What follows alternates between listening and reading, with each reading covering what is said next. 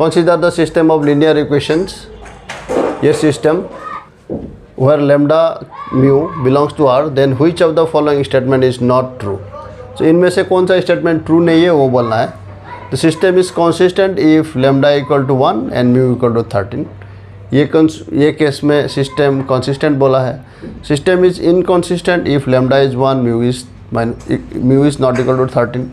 System has unique solution if lambda not equal to 1 and mu not equal to 13. And system has infinite solution if lambda is 1 and mu is 13.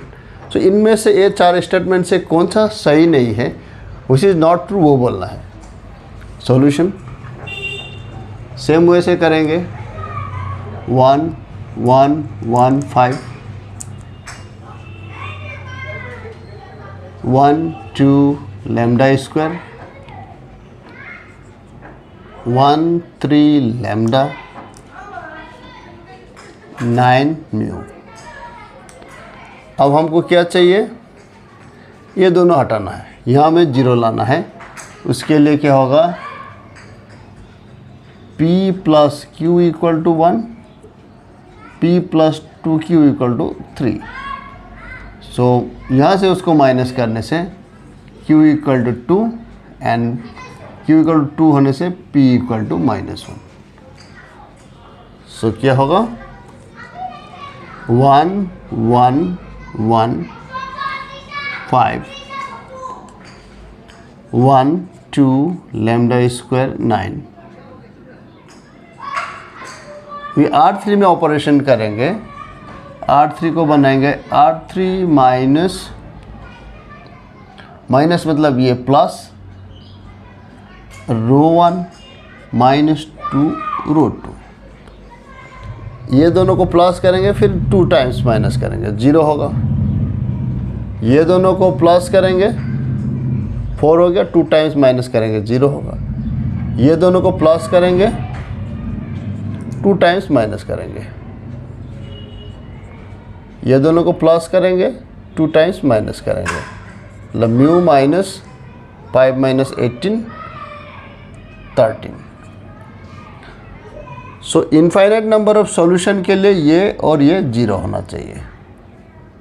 Mu minus 13 equal to 0 and 1 यहाँ पे लिखते हैं, and 1 plus lambda plus 2 lambda square equal to 0. ये case में ये system का infinite number of solution होगा. तो इसको लिखेंगे 2 lambda square minus lambda -1. So 2 lambda square minus 2 lambda plus lambda -1 equal to 0. So यहाँ से 2 लेमडा लेमडा -1 1 लेमडा -1. सो वहाँ से क्या मिलेगा, lambda -1 2 lambda -1 equal to 0, 2 lambda plus 1 equal to 0. So यहाँ से मिला lambda equal to 1 and lambda equal to -12. So lambda equal to 1 and lambda equal to -12 and mu equal to, यहाँ से mu equal to 13.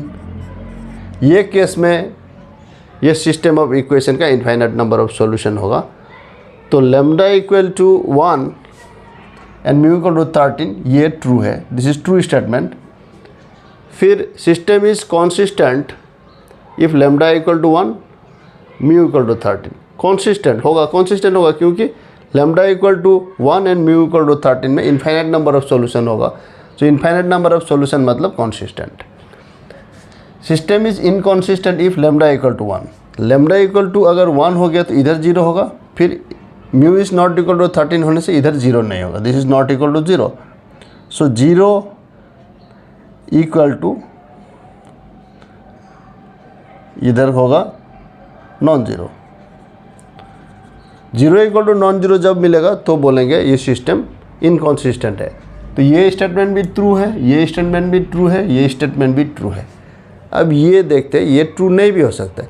System has unique solution if lambda is not equal to 1, mu is not equal to 13. अब ये case 3 में lambda is not equal to 1 दिया है, तो lambda equal to अगर half ले लिया, लेमडा इक्वल टू हाफ होने से क्या होगा,